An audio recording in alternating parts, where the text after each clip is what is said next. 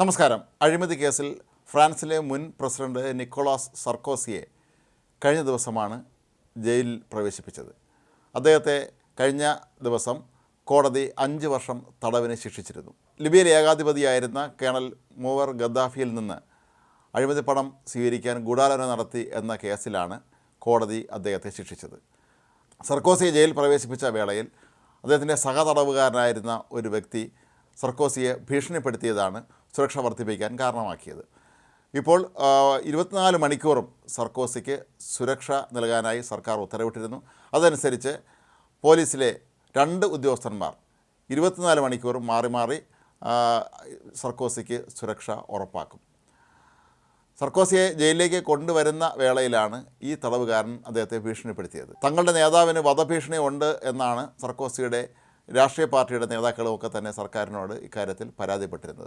അതിൻ്റെ കൂടെ അടിസ്ഥാനത്തിലായിരിക്കും അടിയന്തരമായി സർക്കോസിക്ക് ഇത്തരത്തിലുള്ള കർശനമായ സുരക്ഷാ സംവിധാനങ്ങൾ ഏർപ്പെടുത്തിയത്. സർക്കോസി നേരത്തെ ഫ്രാൻസിലെ ആഭ്യന്തരമന്ത്രി കൂടിയായിരുന്നു എന്നുള്ളത് ഇവിടെ പ്രത്യേക ശ്രദ്ധേയമായൊരു കാര്യമാണ്. അന്ന് ജയിലിൻ്റെ ചുമതല വഹിച്ചിരുന്നതും സർക്കോസി തന്നെയായിരുന്നു. അത്തരത്തിൽ ജയിലിൻ്റെ ചുമതല വഹിച്ചിരുന്നതും പിന്നീട് പ്രസിഡൻ്റ് ആയിരുന്നതുമായൊരു വ്യക്തി ഫ്രാൻസിലെ ഒരു ജയിലിൽ തടവ് പുള്ളിയായി എത്തുക എന്ന് പറയുന്നത് വളരെ അത്ഭുതകരമായ ഒരു സംഭവമാണ്. അത് അത്യപൂർവമാണ്.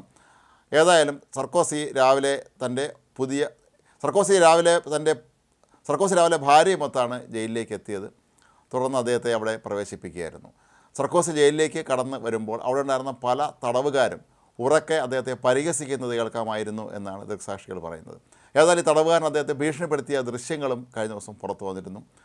സർക്കോസിക്കായി അനുവദിച്ചിട്ടുള്ള സെല്ലിൽ അത്യാവശ്യം ചില സംവിധാനങ്ങൾ ഏർപ്പെടുത്തിയിട്ടുണ്ട്. അവിടെ ഒരു ഷവറുണ്ട്, മേശ, കസേര, കട്ടിൽ, ഒരു ലാൻഡ് ഫോൺ തുടങ്ങിയ സംവിധാനങ്ങൾ അവിടെ ഏർപ്പെടുത്തിയിട്ടുണ്ട്. എന്നാൽ മൊബൈൽ ഫോൺ ഉപയോഗിക്കാൻ അദ്ദേഹത്തെ അനുവദിക്കില്ല.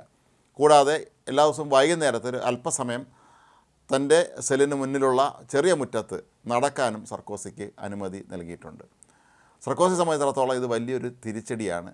രാഷ്ട്രീയപരമായും വ്യക്തിപരമായും ഒക്കെ തന്നെ അദ്ദേഹം 70 വയസ്സ് പിന്നിട്ട ആളാണ്. ഈ സമയത്ത് അദ്ദേഹം 5 വർഷം ജയിലിൽ കിടക്കുക എന്ന് പറയുന്നത് സർക്കോസിക്ക് രാഷ്ട്രീയ ഭാവി തീർത്തും ഇല്ലാതാകുന്ന ഒരവസ്ഥയിലേക്ക് കാര്യങ്ങൾ കൊണ്ടുവന്ന് എത്തിക്കും എന്നുള്ളത് ഉറപ്പാണ്. മാത്രവുമല്ല, ഗദ്ദാഫിയെ പോലെയുള്ള ഒരുപാട് കാര്യങ്ങളിൽ പേരുദോഷം കളിപ്പിച്ച ഒരാളിൽ നിന്ന് പണം കൈപ്പറ്റാൻ ശ്രമിച്ചു എന്നുള്ള ആരോപണം സർക്കോസിയെ സംബന്ധിച്ചും വലിയൊരു തിരിച്ചടിയായി മാറി. അദ്ദേഹത്തിൻ്റെ പാർട്ടിയൊക്കെ തന്നെ ഇക്കാര്യത്തിൽ നിസ്സഹായരായിരുന്നു. കാരണം കോടതിയിൽ ഈ സംഭവങ്ങളെല്ലാം തന്നെ തെളിയിക്കപ്പെട്ട് കഴിഞ്ഞ സാഹചര്യത്തിൽ സർക്കോസിയെ ശിക്ഷിക്കാതെ കോടതിക്കും മറ്റ് വേറെ വഴികളില്ലായിരുന്നു.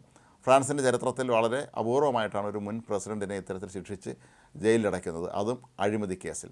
ഏതായാലും സർക്കോസിയുടെ സുരക്ഷ കൂടുതൽ ശക്തമാക്കിയതിനെ തുടർന്ന് ഇനി അങ്ങോട്ട് അദ്ദേഹത്തിന് സന്ദർശകരെ അനുവദിക്കുമോ എന്നുള്ള കാര്യവും ഉറപ്പില്ല. അദ്ദേഹം ഭാര്യയുമായി ഫോണിൽ സംസാരിച്ചിരുന്നു എന്നാണ് അദ്ദേഹത്തിൻ്റെ അഭിഭാഷകൻ വെളിപ്പെടുത്തിയിട്ടുള്ളത്. സർക്കോസിയുടെ ജയിലിലെ ആദ്യ രാത്രി അദ്ദേഹത്തിന് വളരെ ഭയപ്പെടുത്തുന്ന രീതിയിലായിരുന്നു എന്നാണ് അഭിഭാഷകൻ ഇപ്പോൾ വെളിപ്പെടുത്തുന്നത്.